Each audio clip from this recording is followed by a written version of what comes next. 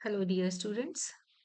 Today I am discussing with you a topic of personality development and communication, and it is also a part of personality development and communication of MDC3. So, this topic is common in both because it is dealing with the communication. So, the core thought here is what are methods and modes of communication? So, methods are majorly two verbal and non verbal.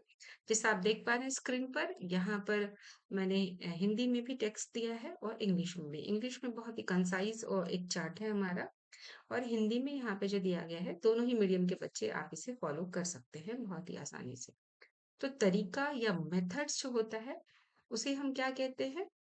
Methods में से different type के जो communication होते हैं उनको क्या कहते हैं? तो पहला होता है मौखिक, जिसको कि हम लोग वर्बल कहते हैं, और दूसरा हिंदी में अ, अगर जो नॉन वर्बल है उसे हम अमौखिक कहते हैं। माध्यम मीडिया क्या होता है? मीडिया में जिस माध्यम से आप बात कर रहे हो, तो मीडिया में होता है telephone, fax, computers, internet, email. ये कई तरीके और माध्यम। और जो selection methods should be based on जो हम तरीका यूज करेंगे, कि जो मेथड हम यूज कर रहे हैं, जो मोड्स यूज कर रहे हैं, उसमें क्या यूज करें, इसकी जो सिलेक्शन है वो हम कैसे करेंगे? तो उसके लिए हम पहले तो ध्यान देंगे स्पीड पर, एक्यूरेसी पर, सर्कमस्टांसेस पर, जो हमारी परिस्थितियां हैं वो, हमारी कॉन्फिडेंस, हमारा जो आत्मविश्वास है, हमारी सेफ्टी, और जो खर्च आएगा, जो इम्प्रेशन हमारा क्लाइंट पर, या जो हमारे सीनियर्स हैं या जो हमारे ऑफिसर्स हैं उन पे, फिर फीडबैक कैसा है, ये भी डिपेंड कर। ठीक है। तो जो अब हम देखेंगे कि ओरल कम्युनिकेशन जैसे आप जानते हैं, मौखिक मीन्स जो हम बातचीत करके कर रहे हो, और बातचीत करने में अक्सर जो है हम लोग आमने सामने या टेलीफोन पे बात करते हैं। आजकल जो है हम लोग कनेक्ट, जैसे गूगल मीट है या जूम कॉल्स पे भी हम लोग एक तरह से आमने सामने बात करते हैं, वीडियो कॉन्फ्रेंसिंग के जरिए भी हम लोग आमने सामने बात करते हैं।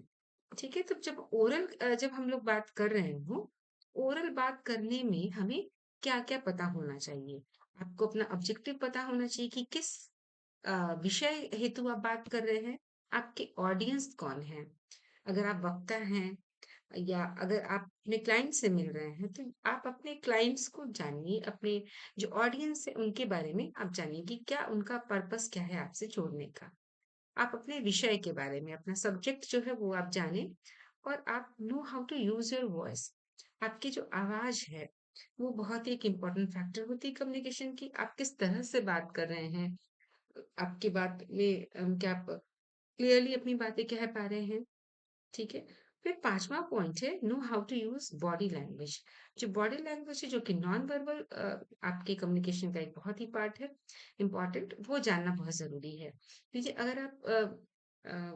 अगर सामने आपका क्लाइंट बैठा है और आप एकदम तीसरी तरफ कहीं देख रहे हो, और आपका ध्यान, आप आँखें मिला के बात नहीं कर पा रहे कॉन्फिडेंस से, तो ऐसा लगेगा कि आपको शायद अपने विषय की उतनी जानकारी नहीं है।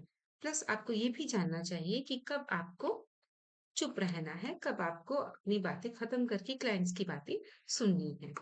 ठीक है। तो इसका जो एडवांटेजेस क्या है, ओरल कम्युनिकेशन का जो एडवांटेज है, ये डायरेक्ट होता है, टाइम सेविंग होता है, पैसे भी बचते हैं इससे। ये हमारी बातों को बहुत एग्जैक्ट मीनिंग ऑफ वर्ड्स पता चलता है हमारा।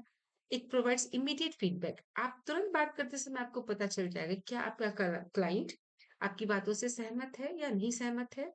और ये बहुत ही ज़्यादा ज़रूरत होती है बिज़नेस में, कि आप पर्सुएड कर पाएँ अपने क्लाइंट को, मना लें कि आपकी बात वो मान जाए।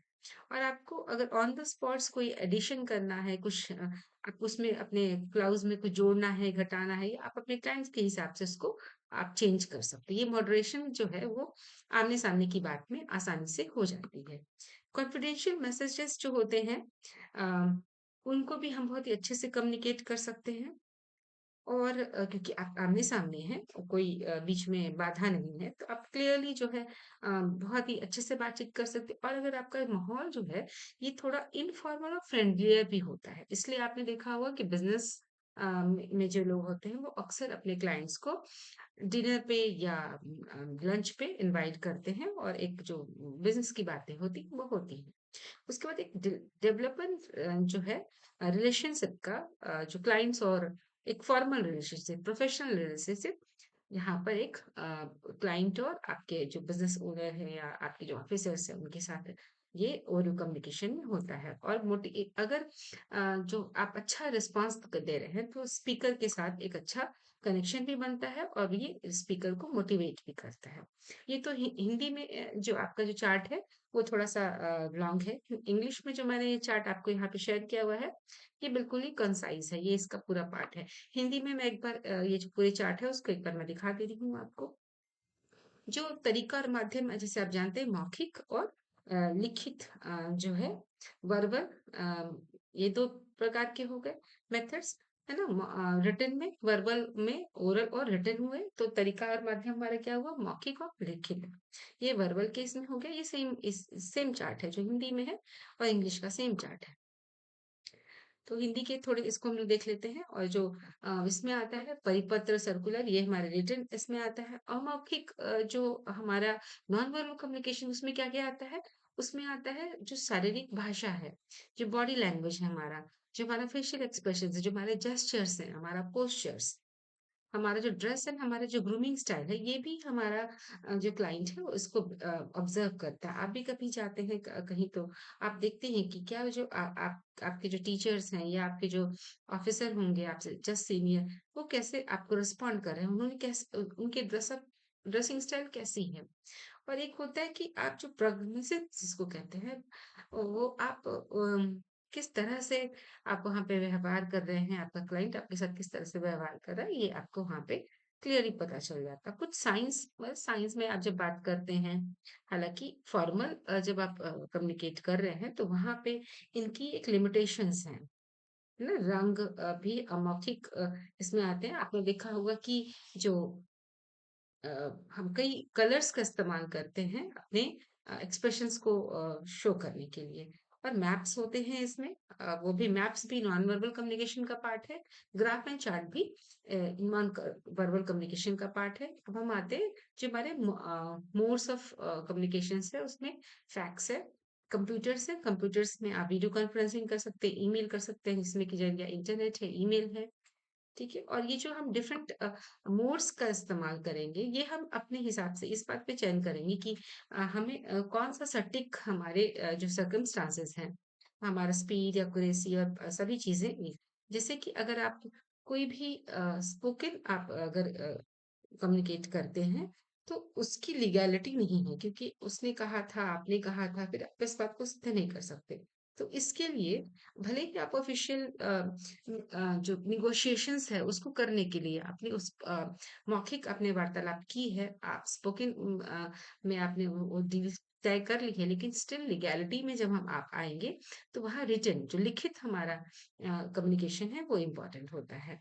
और उसके बाद जो उनका फीडबैक भी बहुत इम्पोर्टेंट है, ठीक है। तो मौखिक संचार में जो बोले गए शब्दों के माध्यम से किया जाता है ना। और मौखिक संचार के सिद्धांत क्या-क्या हैं?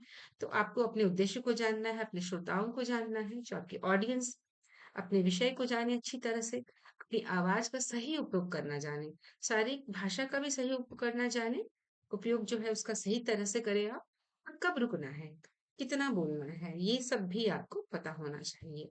और लाभ में जैसे मैंने बताया आपको पहले भी इंग्लिश वाले पोर्शन में, कि समय बचाता है क्योंकि डायरेक्टली बात करते हैं आप, समय और धन की बचत होती है।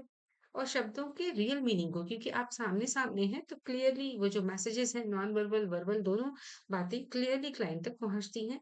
और फीडबैक भी आपको तुरंत मिलता है। ये अधिक प्रभावशाली होता है। और तुरंत उसमें जो भी आपको ऐड करना हो, डिलीट करना हो, आप कर सकते हैं कॉन्फिडेंशियली। जो आप कोई भी मैसेजेस या कुछ भी आप अगर उसको शेयर करना चाहते हैं तो इसके लिए सबसे बेस्ट माध्यम होता है कि आप फेस टू फेस ओरली बात कर रहे हैं। और ये थोड़ा इनफॉर्मल और थोड़ा फ्रेंडली भी होता है, उससे रिलेशनशिप अच्छे बनते हैं। और जो आपका जो ऑडियंस है, जो स्पीकर है, वो उसको मोटिवेट भी करते हैं। तो ये तो हो गया हमारा आज का ये पूरा एक संक्षेप में कि मेथड्स और मोड्स ऑफ कम्युनिकेशन क्या होते हैं। Hope it helps. Thank you for watching.